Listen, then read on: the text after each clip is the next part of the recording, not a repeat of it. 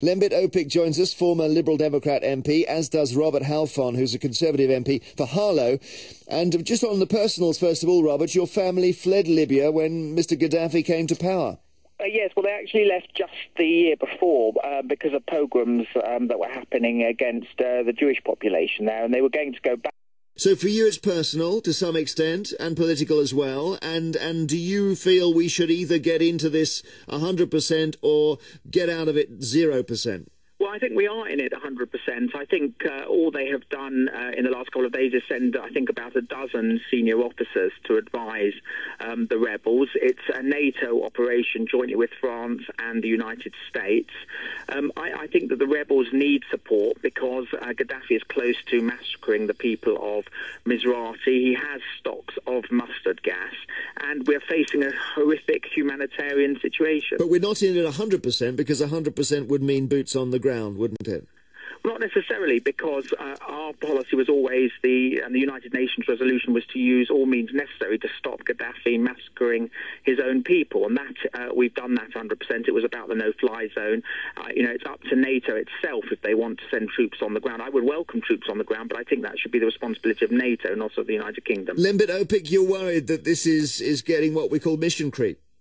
Yes, I said even when we first started getting involved in the Libyan situation that notwithstanding there was a serious humanitarian issue there, that we were going about it the wrong way. To be quite blunt about it, I think that we supported the rebels out of expedience, thinking it would all be over very quickly, and now Gaddafi's shown himself far more removable than people thought. And that clip, I think, that you played from Vietnam is very poignant. We're getting the same kind of language, talking about putting special advisors in and that kind of thing. Well, I just can't see how we're going to get out of this without yet another dangerous and volatile front where there's no guarantee we're even going to win. Well, would it be acceptable, Lembit, for Britain to say, look, we've done this for 3 weeks now, we haven't got any money to do it anymore, so we're off? Could we really say that?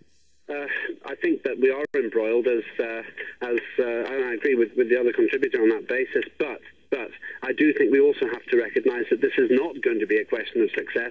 It's a question of degrees of losing. And so if you ask me specifically what should we do, I think we're going to end up having to sue for peace, some kind of coexistence. And this isn't new. We made the same mistake in Afghanistan. You know that I think we should be withdrawing from there. You know that I think that's unwinnable. And I think that there's an additional problem here because if this does become an entrenched situation, quite possibly that will create other dissatisfactions and other tensions between the West and other countries surrounding Libya. Robert, it wouldn't be a disgrace for Britain to say, look, we did our best, we gave it our best shot, we sent the planes over, the rebels needed to advance on Tripoli under cover of NATO jets, and they didn't. And because they didn't, we're going to have to go. Well, I think that would be the worst possible thing to do because we have given hope to many people. Don't forget these people are enslaved. They are victims of a massacre by Gaddafi. He is intent on committing genocide. We sort of just stopped. It was 10 minutes to midnight from him murdering thousands of people in Benghazi.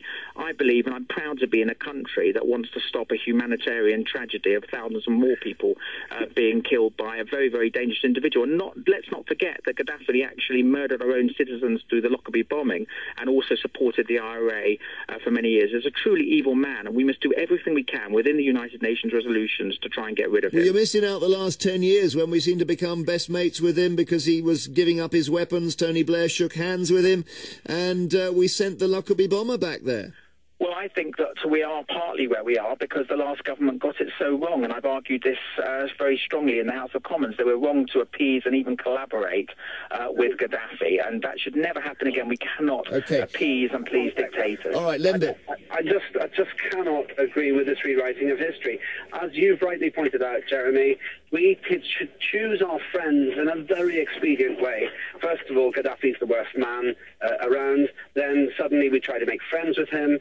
Then we think there's an opportunity to get rid of him, so we throw some military support behind the rebels. The rebels don't look like they're very organised, so then we end up with a problem. We're talking about putting more guns in as well.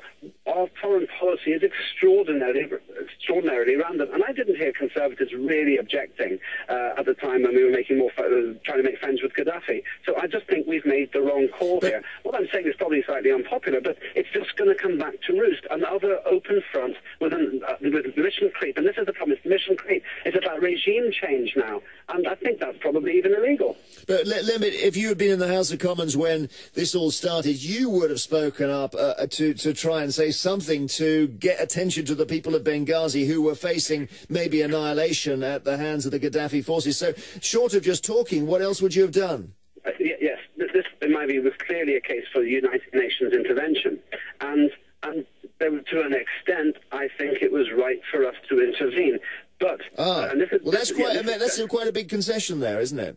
What I'm absolutely against, and what I would have spoken up against in Parliament, even at this point it's a minority view, my issue is that we started talking about regime change, about arming the rebels. Those things are absolutely not legitimate developments, and that's where the mission creep is. So preventing genocide, yes, understandable, yes, a good thing to do, but regime change, arming rebels, creating an even more violent civil war than we've got already, that is completely out of the United Nations resolution. Okay, Robert. The United Nations resolution actually says to use all means necessary to stop Gaddafi carrying out massacre of his own citizens. And that is exactly what Britain and NATO have been doing. Well, you missed a bit out, though. Arming the rebels to stop thousands of citizens being murdered, as is likely to happen in Misrata if we don't act quickly. You missed a bit out, Robert, because it says... the United Nations resolution. Forgive me, it does also say Britain can't occupy the country. That's also in the resolution. It's quite important to point that out, isn't it? Yes, and I accept that. In fact, I don't think that should be Britain's responsibility. Right. I think we've shouldered a fair burden, and that should be the responsibility of NATO and the United Nations to decide. So given that you are happy, although it's not ideal, with where we are right now and what William Hague has announced, Robert, just one more question to you, which is whether you will get into a situation where we now have people on the ground who are not fighting, they're advisors only, and we then have a situation like happened in Bosnia with Srebrenica, where people in British uniforms have to stand by and watch something terrible happen because the deal is they don't do anything. Well, yeah, you have to look at what is the worst evil, and the worst evil is just to stand by and do nothing and wash our hands of thousands of people about to be massacred. If this is going to alleviate the situation and help the rebels a little bit to try and stop Gaddafi murdering his own people, then it will be worth it. Thank you both very much indeed for your time this afternoon. Robert Halfon, Conservative MP for Harlow, whose family fled Libya when Gaddafi came to power all those years ago.